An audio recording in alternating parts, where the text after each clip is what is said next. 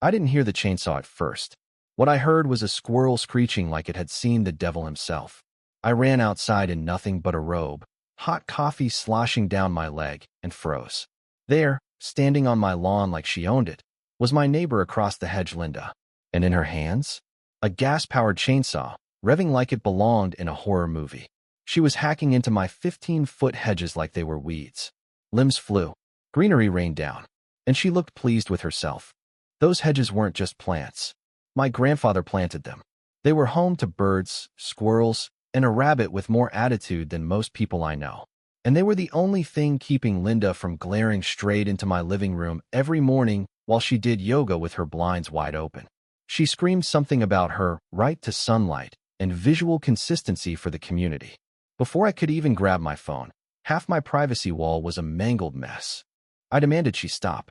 She scoffed and said she was helping, that my hedges blocked the view of the street her street is if she had personal ownership over the pavement. When I pointed out the hedges were on my side of the property line, she shrugged and said, "Well, they feel like they're on mine." The audacity was nuclear. A landscaping truck idled in her driveway, and I realized she hired professionals.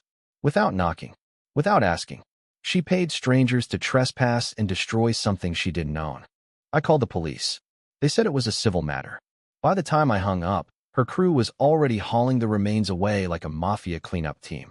Linda waved and chirped, "You're welcome," before retreating into her over-decorated McMansion.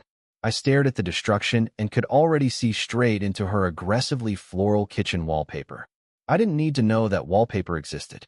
When I brought it up to the HOA, their president, a weary man named Mr. Delaney, handed me the bylaws with a sigh. He claimed Linda said the hedges were an eyesore. I flipped to the section he cited. It said nothing of the sort. But somehow, the HOA had reimbursed Linda partially from community landscaping funds. I'd been fined last year for a wind chime, and she got money for destroying 30 feet of mature hedge. That wasn't incompetence. That was war. So I didn't get mad. I got creative. I began drafting blueprints. A wall. Tall, legal, and permanent. Every inch of it would be built to code, with permits set back exactly within my property line. I visited the zoning office so often they started greeting me by name. I consulted engineers. I even hired an architectural designer to make the wall not just imposing but beautiful. Passive-aggressive art. Then I waited. 3 weeks later, a cement truck backed into my driveway.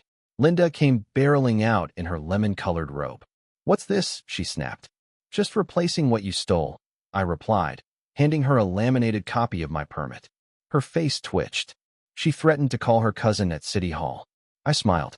He doesn't work there anymore. Construction began. The forewoman, a no-nonsense woman named Carla, ignored Linda's tantrums and pointed silently to the permits posted on a sign by the driveway. By noon, a trench was dug and rebar set. Concrete was poured. Linda stood by her garden gnomes like a contestant realizing she just bet everything on a trick question. She watched as her precious view slowly vanished behind a rising gray monolith. HOA board members showed up after Linda threw another fit. Mr. Delaney took one look at the paperwork and nodded. The younger board member, Alyssa, actually smiled at the design. They left without comment.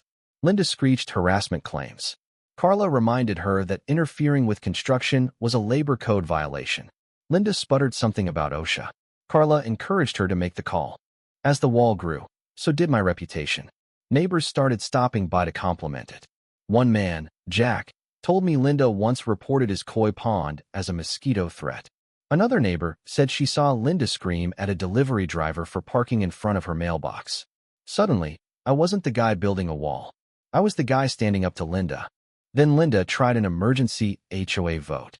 Right there in the street, she stood in a pastel power suit, clipboard under one arm, declaring my wall a visual assault. She misquoted HOA bylaws and tried to rally the crowd. The vote passed, barely. I received a cease construction notice signed by the board. I smiled and went back inside. They had no legal authority to stop it. City zoning overrules HOA drama. And I had documentation to prove it. My attorney, Miranda, sent a cease and desist to the board the next day, carbon copied to the city legal department and local news. Karen lost it.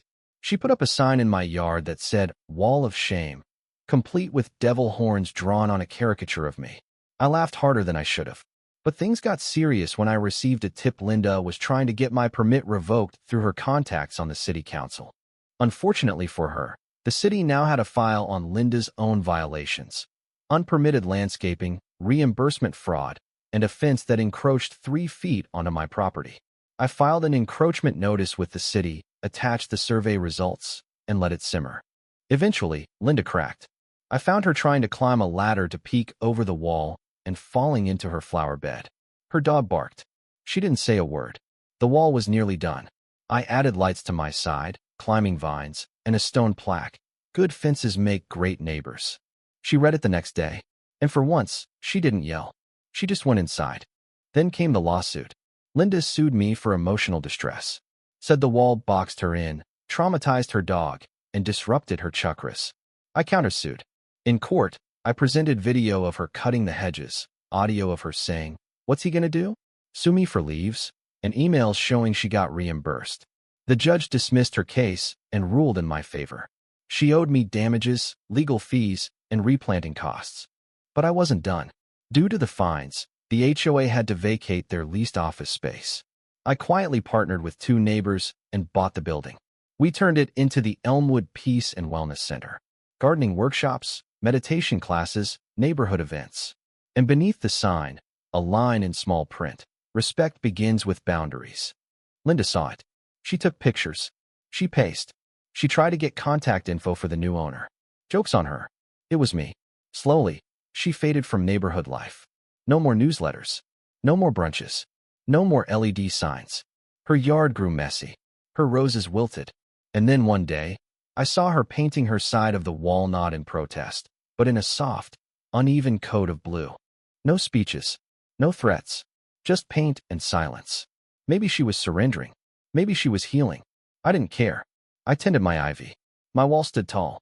Not just a barrier of stone, but a monument to planning, patience, and quiet defiance. She had taken my hedges, but I had taken back everything else.